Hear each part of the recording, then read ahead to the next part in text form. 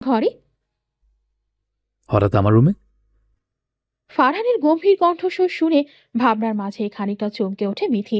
নিজেকে ধাতস্থ করে টেবিলের সাইডে রাখা স্যুপের বাটিটা ইশারায় দেখিয়ে বের হয়ে যেতে চায় সে রুম থেকে, কিন্তু আচমকা তার পথ আগলে ধরে ফারহান। মিথি ফ্যাল ফ্যাল করে চাহনিতে তাকিয়ে থাকে ফারহানের দিকে। এই চোখ, এই মুখ, এই নাক, এই ঠোঁট সবকিছু দেখতে থাকে খুঁটিয়ে খুঁটিয়ে। সত্য ফ্রেশ হয়ে আসার কপালে পড়ে থাকা চুলগুলো ভিজে একেবারে লেপটে গেছে কপালের সাথে। মিথির খুব করে ইচ্ছে লাগছে নিজের হাতে ঠিক করে দিতে চুলগুলো। খুব করে ইচ্ছে লাগছে মানুষটার কাছ থেকে তার ভালোবাসা গ্রহণ করতে। পেতে রাখা বুকে চলতে থাকা মরুভূমির লু ঝড় সে তার পায় টের পায় বিশাল উত্তাপে খা খা করে চৌচির হতে থাকা ফারহানের বুকের আহাজারি।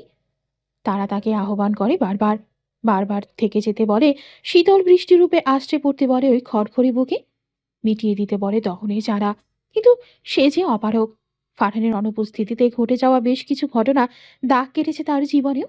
তাই তো চাইলেও আর পারছে না তাকে কাছে টেনে নিতে। চাইলেও পারছে না এত কাছে থেকেও তার বুকের ওমটুকু গ্রহণ করতে। জীবন কি এক অদৃশ্য দ্বিধার দেওয়ালে গড়ে তুলেছে তাদের মাঝে। কি রকম বিশ্রী রকম পরিস্থিতির মোকাবেলা করাচ্ছে তাদের, যার পরিণতি মোটেই সুখকর নয়। একদিকে রিদিতার আকষ্ট নিমজ্জিত প্রেম দরিয়া, অন্যদিকে ফারহানের বুকের তীব্র হাসারি, তার করুণ দৃষ্টির চাহনি। সে কিভাবে বোঝাবে যে সেও তো ভালো নস্তে চায়, ভালো থাকতে চায় প্রিয়জনের সাথে, কিন্তু একটু করুণা করবে? একটুখানি হাত রাখবে আমার বুকে? বেশি না, একটু কাছাকাছি আসবে। আমার চারপাশের বাতাসে মিশে যাক তোমার ঘ্রাণটুকু। শুধু এতটুকু কাছাকাছি এসো। আমার বুকের নিস্তেজ হয়ে যাওয়া স্পন্দনটুকু সতেজ হোক। ঠিক এতটুকু সময়ের জন্য হাত রাখো অন্তত। তুমি হিনা তৃষ্ণায় ফেরে চৌচির হয়ে ওঠা এই বুকের প্রতি মায়া হয় না একটু? তোমার কি একটু ইচ্ছে করে না তৃষ্ণার্ত মুসাফিরের তৃপ্তির কারণ হতে? ইচ্ছে করে না বুকের ভেতর জ্বলতে থাকা লেলিহান শিখা নিভে যাওয়া বৃষ্টির কারণ হতে? মিথি থমকায়, ভরকায় ও খানিকটা শরীরের আদ্যপান্ত জুড়ে রয়ে চলা শিরশিরানি অনুভূতি যেন কাবু করে ফেলছে তাকে। অতঃপর করুণ দৃষ্টিতে ফারহানের দিকে তাকিয়ে থাকে, যেন চোখের ভাষায় বোঝানোর চেষ্টা করে অনেক কিছু। কিন্তু ফারহান বাঁধে নারাজ। সেই দৃষ্টি অগ্রাহ্য করে চোখ নামিয়ে নেয় সে। অতঃপর হাস্যরসাত্মক কণ্ঠে ভরে ওঠে, মুক্তির এত আকুলতা, আমার থেকে বিচ্ছিন্ন হওয়ার এত আকাঙ্ক্ষা। ভুল বুঝছো ফারহান ভাই। কিন্তু তোমার চোখের করুণ আকুতিতেও আমাকে চিৎকার করে এই একটা কথাই বলছে। বলছে এই মিথি আর সেই আগের মিথি নেই, সে আর ফারহানের নেই। সত্যিই নেই। না, তবে কার সে? এর উত্তর তো তুমি ভালো জানবে। মিথি হাসে। মলিন সেই হাসিতে কি যেন ছিল। বুক ধক করে ওঠে ফারহানে। সে সন্তর্পণে এগিয়ে যায় কয়েক পা। আচমকা এক হাত ঠেকিয়ে মিথির গাড়ি আকুতি ভরা কণ্ঠে পড়ে ওঠে, কেন এমন করছো মিথি? সমস্যা থাকলে সরাসরি কথা বলো, এটা তো কোনো সমাধান নয়। মিথি পিছিয়ে যায় কয়েক কদম। ফারহানের সামনে দুর্বল হলে চলবে না। আর কিছু প্রকাশ করবে না সে। এবার শুধু অপেক্ষা করবে। সময়ের স্রোতে ভেসে যাবে শুধু। দেখা যাক কি মঞ্জুর এই অদৃষ্টের। হৃদিতা আপু অসুস্থ অনেক, আমাকে তার কাছে স্যুপ নিয়ে যেতে হবে। আপনারটাও ঠান্ডা হয়ে যাচ্ছে, খেয়ে নেবেন। ফারহান বিরক্তিতে ভ্রু কুচকাতে গিয়েও পারল না কেন যেন। অতপর উদ্গ্রীব হয়ে জিজ্ঞাসা করল। রীতিদা অসুস্থ? মিথির সম্মতিসূচক মাথা নাড়াতেই ফারহানের কপালে সূক্ষ্ম চিন্তার ভাঁজ পড়ল। কখন হলো এসব, আর কিভাবে? সন্ধ্যায় তো ঠিকঠাক দেখলাম। মিথি একে একে সব ঘটনা বলল ফারহানকে। শুধু গত রাতে তাদের মধ্যে হওয়া কথোপকথনটুকু বাদে এমনকি তার এটাও বলতে ইচ্ছে করলো না যে রীতি তার অসুস্থতার কারণ সে। তার ভালো থাকা খারাপ থাকা সবটুকু জুড়ে ফারহান। রীতি তার ভালোবাসার আকুলতা সম্বন্ধে কিছুই জানালো না। ঠিক এই মুহূর্তে এই জায়গায় তার মনটাও কেমন যেন প্রতিশোধ পরায়ণ হয়ে উঠল। তার দেওয়া চিঠি, তার অনুভূতি, তার ভালোবাসা সবকিছুই অজানা থেকে গেছে ফারহানের হৃদিতার জন্য। সেদিনের চিঠিটা ফারহান পর্যন্ত না পৌঁছানোর জন্য দায়ী একমাত্র হৃদিতা। তাই তারও উচিত হৃদিতার অনুভূতি ফারহানকে না জানানো। ফারহান তার হবে কিনা এটা তো সময় আর ভাগ্য বলে দেবে। কিন্তু সুযোগ যখন আজ তার হাতে, তবে সেটুকু কাজে লাগানো তার নৈতিক অধিকার। জ্বর ছেড়ে ঘামে চুপচুপে হৃদিতা দুর্বল শরীরটাকে কোনো রকমে ঠেলে ঠুলে ওয়াশরুমে নিয়ে যায় হৃদিতা। এই মুহূর্তে শাওয়ার না দিলে ঘামের দুর্গন্ধে নির্ঘাত বমি এসে যাবে তার। ফলস্বরূপ শাওয়ারের জন্য প্রস্তুতি নিয়ে ঢুকে পড়ে ওয়াশরুমে। ওয়াশরুম থেকে বের হয়ে ফারহানকে নিজের রুমে দেখে রীতিমতো চমকে ওঠে রিদিতা। সেই সাথে ভয় জেগে বসে মনে। হাত থেকে ভেজা টাওয়ালটা কোনো মতে সাইডে রেখে উৎকণ্ঠার সহিত জিজ্ঞাসা করে, তুমি ঠিক আছো? এভাবে এমন সময় আমার রুমে আসতে গেলে কেন? তোমার তো সিঁড়ি বেয়ে ওঠানামা বারণ। কিছু প্রয়োজন হলে আমাকে কল করতে। কি যে করো না তুমি, পায়ে ব্যথা করছে খুব, তাই না? ইস। আরে আরে থাম তুই। আর সেই কখন থেকে তুমি তুমি করে যাচ্ছিস? কি ব্যাপার বলতো? জ্বরে কি মাথাটা একেবারে আউলিয়ে গেল নাকি তোর? ফারহানের কথায় হুঁশ ফেরে রিদিতার। কল্পনা আর বাস্তবকে মিলেমিশে একাকার ফেলে কি বিশ্রী একটা অবস্থা সৃষ্টি করলো। ফারহান কি বুঝে গেল নাকি কিছু? সে কি বুঝলো মনে মনে তাকে ডাকা হয় তুমি সম্বোধনে? রিদিতা, হুম। শুনলাম রাতে জ্বর এসেছিল, অনেক অসুস্থ হয়ে পড়েছিলি। এখন কেমন লাগছে? রীতিতার ভালো লাগে। ঠোঁটের কোণে তৃপ্তির হাসি ফুটে ওঠে। শরীরের হারিয়ে যাওয়া শক্তিটুকু যেন নতুন রূপে ফিরে পায় ফারহানের চিন্তিত উদ্বিগ্ন চেহারা দেখে। তার এই চিন্তাগ্রস্ত চেহারায় নিচতলা থেকে শিরবেই উপরে ছুটে আসার কারণ সে অধিক আনন্দে প্রফুল্ল চিত্তে ভরে ওঠে। ওয়েদার চেঞ্জের কারণে হয়তো। এখন ঠিক আছি, গোসল করে এসে বেশ ফ্রেশ লাগছে। কিছু কথা ছিল তোর সাথে। বলতে পারিস, কিছু শেয়ার করার ছিল। জানি হয়তো কথাগুলো গ্রহণ করা তোর পক্ষে খুব একটা সুখকর হবে না, কিন্তু তোকে ছাড়া আর কাউকে এইভাবে ভরসা করতে পারি না আমি। রীতিতা ধীর পায়ে এগিয়ে আসে বেডের কাছে। কাচুমাচু হয়ে বসে থাকা ফারহানের হাতের ওপর হাত রেখে সরাসরি তাকায় তার চোখে। ফারহানও তাকায় সেদিকে। দুই আখির মেলবন্ধনে কি যেন ছিল। বেশিক্ষণ তাকিয়ে থাকতে পারল না ফারহান। দ্রুত বেগে চোখ নামিয়ে দৃষ্টি নিবদ্ধ করল ফ্লোরে। রীতিতা এখনও তাকিয়ে আছে ফারহানের চোখের দিকে। এই চোখ যেন বলে দিচ্ছে কত কিছু, কত সংকোচ, কত দ্বিধা উগরে দিতে মরিয়া হয়ে আছে যেন। ফারহান আর চোখে তাকায় নিজের হাতের দিকে, যা খুব সন্তর্পণে ঢাকা পড়ে আছে তার হাতের মাঝে। ফারহান ভরসা পেল। সবটুকু দ্বিধা কাটিয়ে সেই আগের মতো খোলামেলা ভাবে নিজেকে উপস্থাপন করার আপ্রাণ চেষ্টা চালিয়ে বড় করে শ্বাস টেনে নিল সে। অতপর মলিন কণ্ঠে বলে উঠল, আমি ভীষণ রকম কনফিউশনে ভুগছি রে দিদা। মিথির আচরণে কিছুই বুঝে ওঠা সম্ভব হচ্ছে না। সেই সাথে মিথিকে ভীষণ রকম ম্যাচিওর লাগছে। আমি তো সেই নরম হৃদয়ের মানুষটাকে ভালোবেসেছিলাম, যে ছিল একতলা কাদার তাল, যাকে আমি আমার মনের মতো করে গড়ে নিতে পারতাম। কিন্তু মিথির এই ম্যাচুরিটিটুকু যদি মানসিক হতো আমি মেনে নিতাম, কিংবা মানিয়ে নিতাম। কারণ ভালোবাসার আরেক নাম বোঝাপড়ার খেলা। আমি চেষ্টা করতাম তাকে বোঝার, চেষ্টা করতাম তার মেন্টালিটির সাথে নিজেকে খাপ খাইয়ে নেওয়ার। কিন্তু রীতিতা ভ্রু কুচকে তাকায় ফারহানের দিকে। এই প্রথম ফারহানের চোখের ভাষা সে বুঝতে পারছে না, তবে তার ভরাট কণ্ঠটুকু অন্য কিছুর ইঙ্গিত দিল। উদ্বিগ্ন হয়ে রীতিতা প্রশ্ন ছুড়ে দিল। কিন্তু কি? ইস।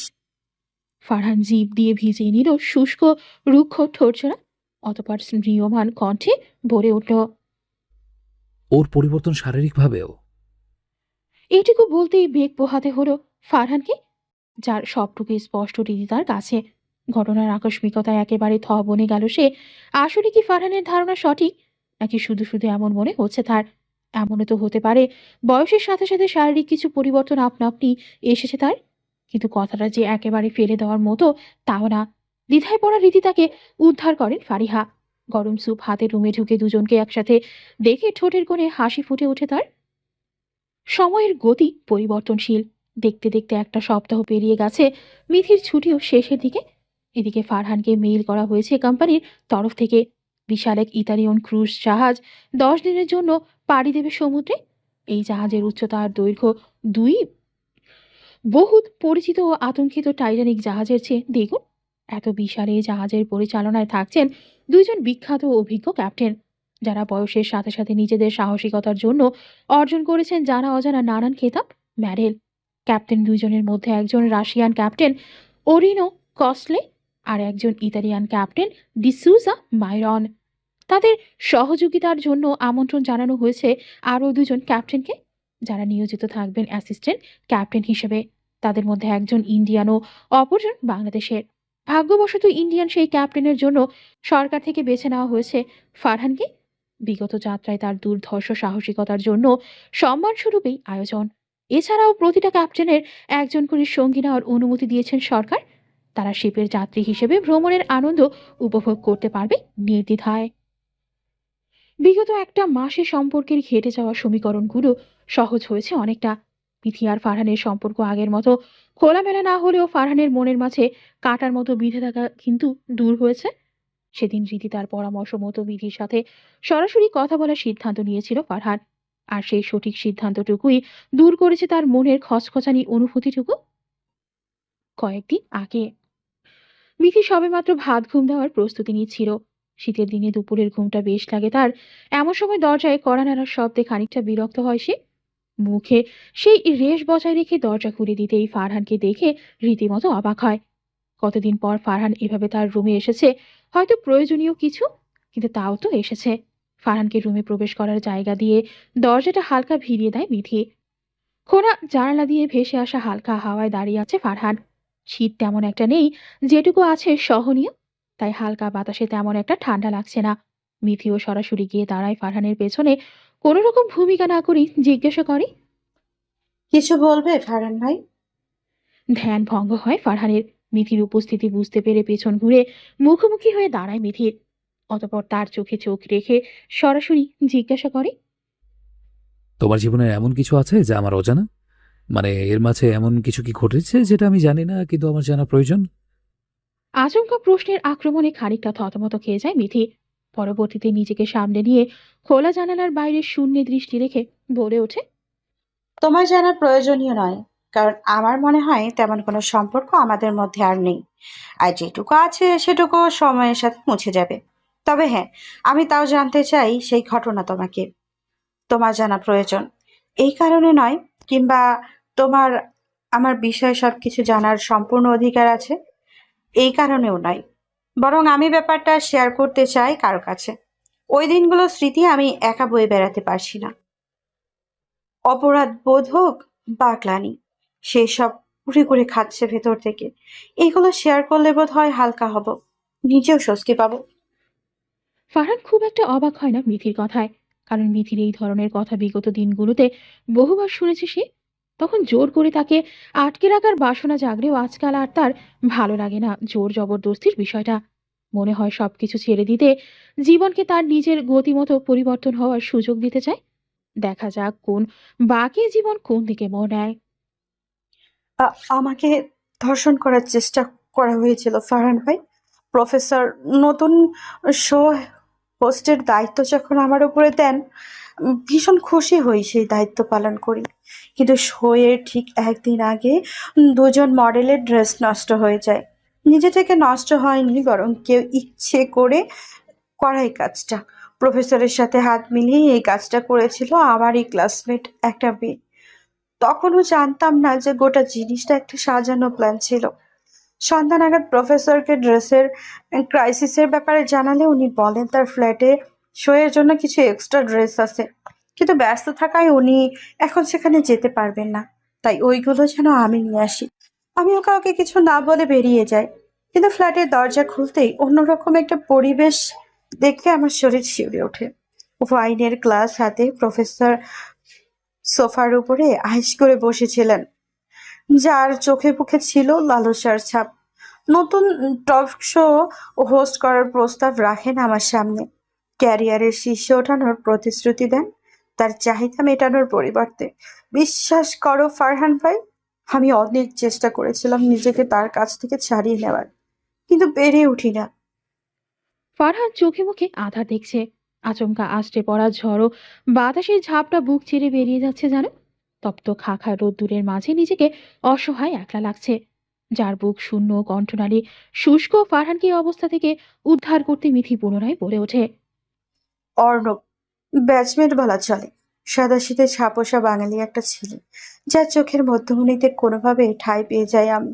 কিন্তু অর্ণব নিজের অভিব্যক্তি প্রকাশ করার আগেই নাকচ করে দিয়েছিলাম তাকে। তবুও দূর থেকে আমাকে খেয়াল করতো ছেলেটা। সেদিন ঠিক আমার পিছু পিছু সেও পৌঁছায় সেই ফ্ল্যাটে। ততক্ষণে বিধ্বস্ত দশা আমাদের ধস্তাধস্তি এক পর্যায়ে অর্থনগ। হয়তো আর কিছুটা দেরি হলেই। এটুকু বলে থামে মিথি। তার কণ্ঠ কাঁপছে। ফারহানও কেমন যেন রক্তশূন্য বদনে চেয়ে আছে তার দিকে। অস্তিত্বের কাঁটা তীর্যকভাবে গিয়ে বিচ্ছে মিথির শরীরে। ফারহান নিজেকে সামলানোর ব্যর্থ চেষ্টা চালালো না, বরং মৃদুমন্দ বাতাসের ন্যায় শীতল কণ্ঠে বলল। অর্ণব কি এসবের সাথে? না, অর্ণব এসেছিল। আমাকে সাহায্য করতে।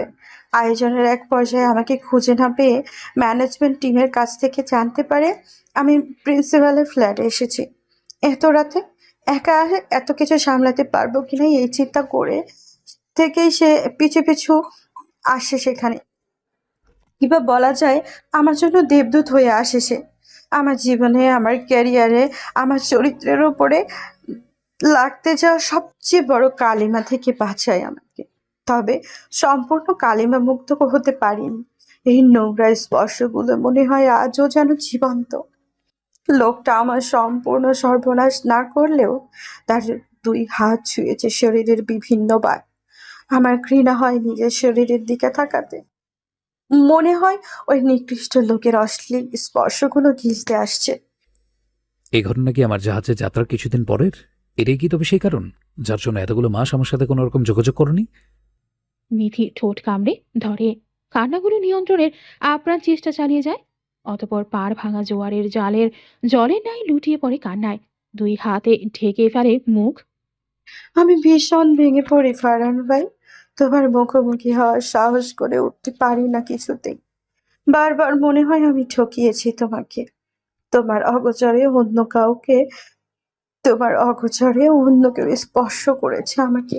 কিভাবে মুখ দেখাতাম তোমাকে? কিভাবে বলতাম তোমার মিথি আর আগের মতো পবিত্র নেই? তার শরীর এখন অপবিত্র। অপবিত্র কিছু স্পর্শ তার অগোচরে তাকে তিরস্কার করে গেছে। ধীরে ধীরে সবার সাথে যোগাযোগ কমিয়ে দিই। বাড়িতেও প্রয়োজন ছাড়া যোগাযোগ করতাম না। অথচ ভেতরে ভেতরে জল ছাড়া মাছের মতো ছটফট করতে থাকি একটু মানসিক শান্তির জন্য। এমনই এক রাতে হুট করে একটা অচেনা নাম্বার থেকে কল আসে। রাতগুলো এমনিতেও নির্ঘুম কাটতো সে সময়। সেদিন রাতে বেলকনির রেলিংয়ে মাথা ঠেকিয়ে জীবনের হিসাব মেলানোর চেষ্টা করছিলাম অনেক। চেনা জগতের সবকিছু অসহ্য লাগতে শুরু করেছিল। মন চাইতো দূর থেকে চলে যেতে, যেখানে কেউ আমাকে চিনবে না, কেউ জানবে না আমার সাথে ঘটে যাওয়া ঘটনা। কলেজে গেলে কেউ আর চোখে তাকিয়ে ফিস ফিস করে কিছু বলবে না আমাকে নিয়ে। সেই প্রফেসরকে কলেজ থেকে রাস্টিকেট করা হলেও আমার সম্মান তো তারা ফিরে আসেনি, বরং লোকমুখে ঘটনা বাতাসে মিশে যাওয়া দুর্গন্ধের ন্যায় তীব্র বেগে ছড়িয়েছে কেবল। অচেনা নাম্বার থেকে প্রথমে রিসিভ করব না ভেবে গুরুত্ব না দিলেও পরবর্তীতে কি মনে করে যেন কল ব্যাক করি। লোকটার ফোন থেকে ভুল করি বোধহয় ডায়াল হয় আমার নাম্বারটা। কিন্তু তার সেই ভুল আমার জীবনে অনেকখানি স্বস্তির কারণ হয়ে দাঁড়ায়। কাছের মানুষদের ভয় পেতাম। ভয় হতো এটা ভেবে যে আমার সাথে ঘটে যাওয়া ঘটনা শুনে যদি কেউ মুখ ফিরিয়ে নেয়, যদি ভুল ভেবে মূল্যায়ন করে আমাকে, আমি তো মানতে পারবো না। দূরের মানুষদের হাজারো কটূক্তি কাছের মানুষদের সামান্য অবহেলার সমান। অপমান বলতে তোমাদের পরিবার আর আমার পরিবারকে জানাতাম। বাবা মারা যাওয়ার পর এইটুকুই জগৎ হয়েছে আমার। এই জগতের প্রতিটা মানুষকেই ভীষণভাবে ভালোবাসি আমি। এদের কারোর চোখের একটু ঘৃণা কিভাবে সহ্য করতাম?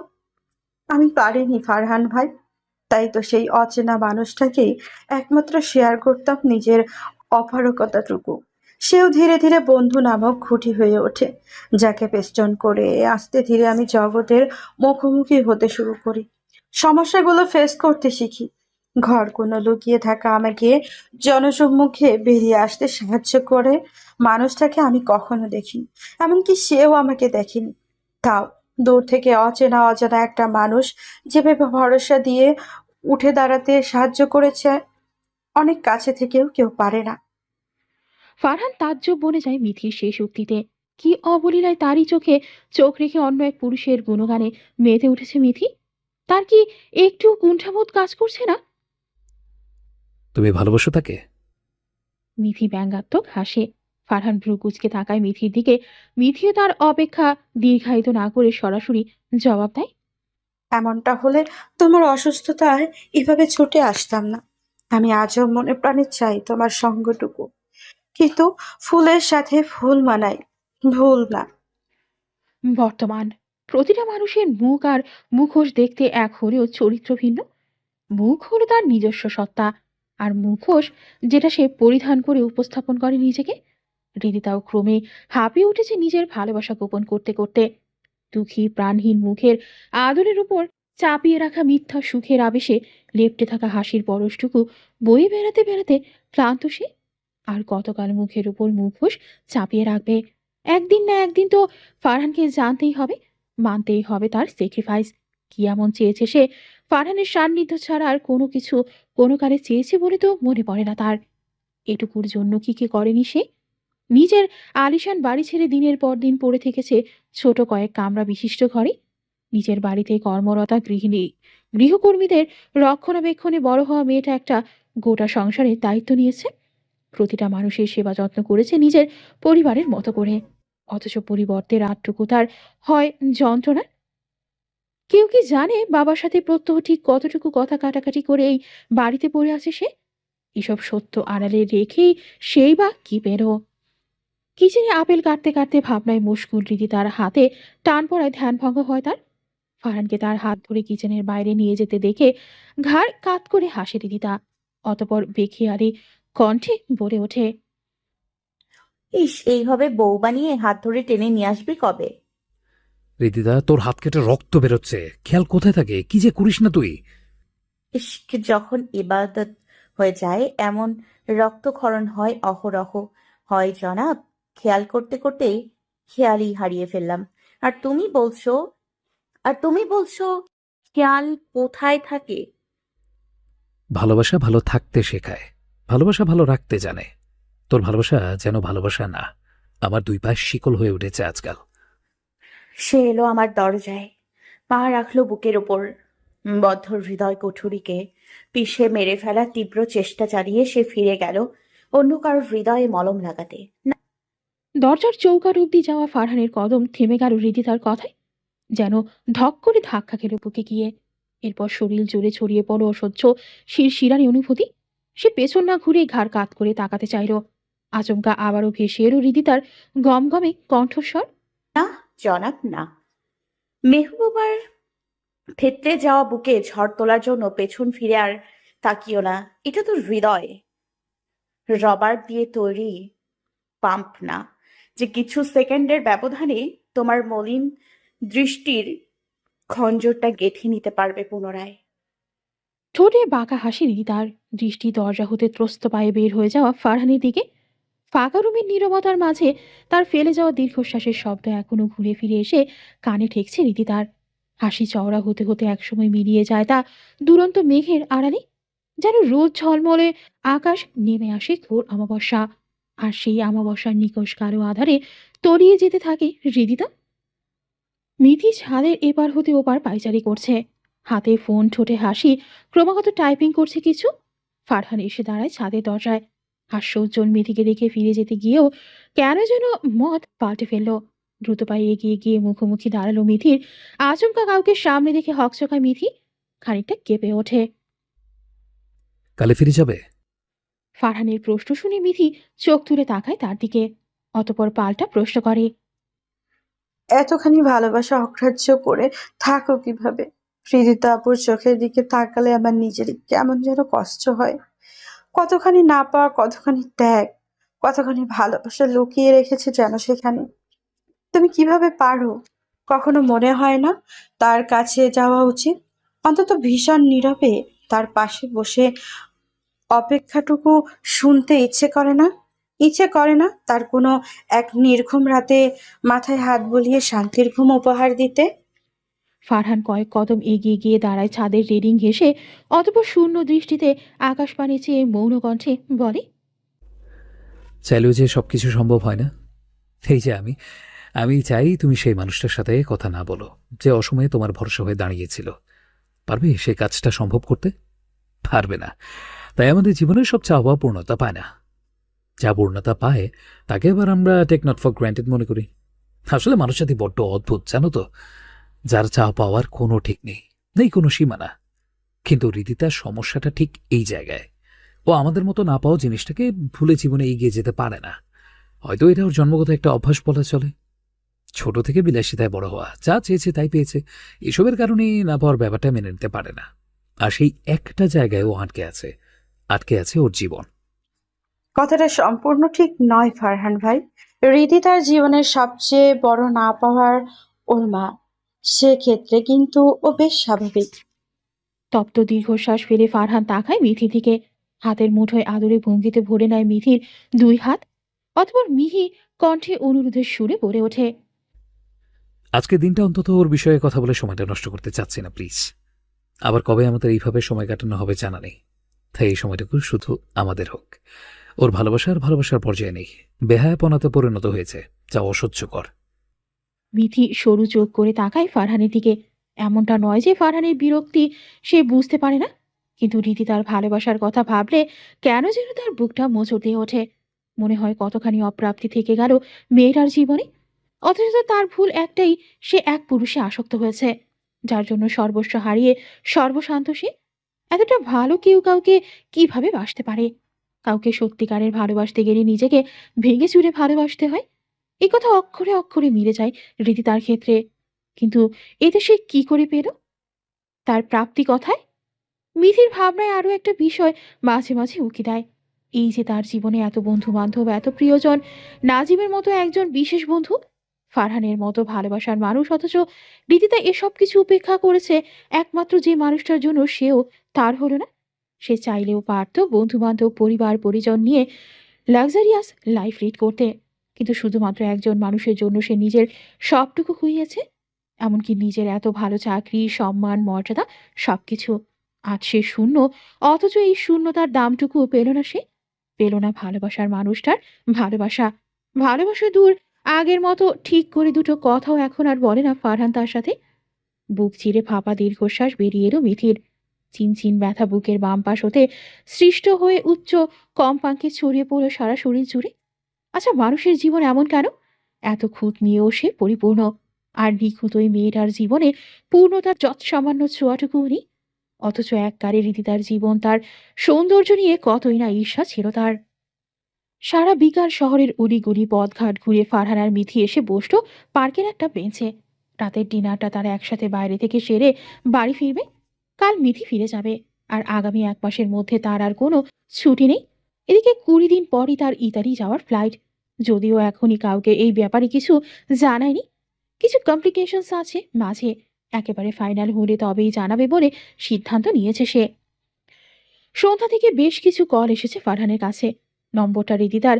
এটা দেখা মাত্রই বিরক্তিতে কপাল কুঁচকে ফোনটা সাইলেন্ট করে পকেটে ঢুকিয়ে রাখে তৎক্ষণাৎ।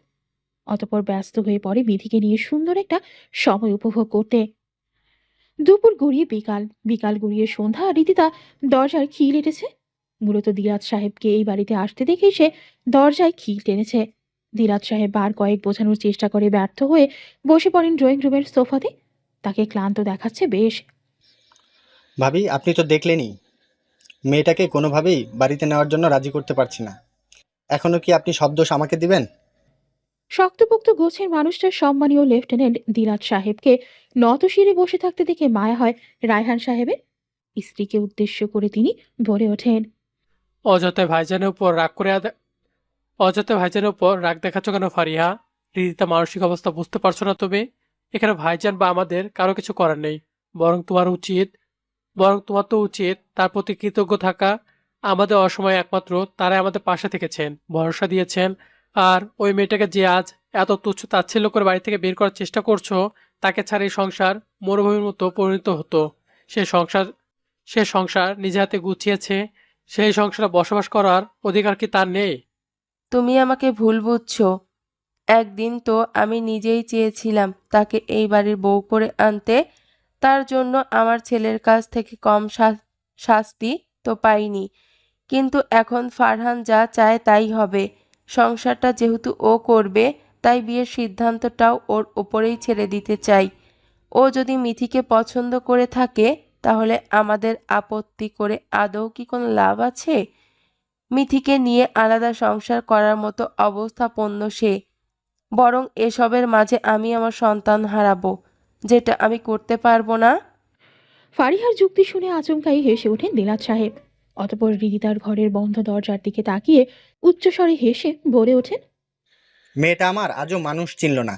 ভালোবাসাগুলো যে পাত্রেই দান করেছে, সবগুলোই দেখি অপাত্র, স্বার্থন্বেষী। আপনার মেয়েরও তো কম স্বার্থ ছিল না ভাইজান। বিনা স্বার্থে তো সেও কিছু করেনি। আগে কি জানতাম নাকি এসবের বিনিময়ে এমন পাগল মেয়েকে আমাদের ঘাড়ে চাপিয়ে দিতে চাইবেন? আজ তো বেহায়া মেয়ে একটা। এমন মেয়ের বাপের জন্মে আমি দেখিনি। এমন মেয়ে বাপের জন্মে আমি দেখিনি। সামান্য লাজ লজ্জা বোধটুকুও নেই তার। ছেলেটা যখন বারবার করে তার থেকে নিজেকে সরিয়ে রাখছে, অন্য একটা মেয়েকে ভালোবেসে আগলে রাখছে, এসবের পরে ও এই বাড়িতে পড়ে থাক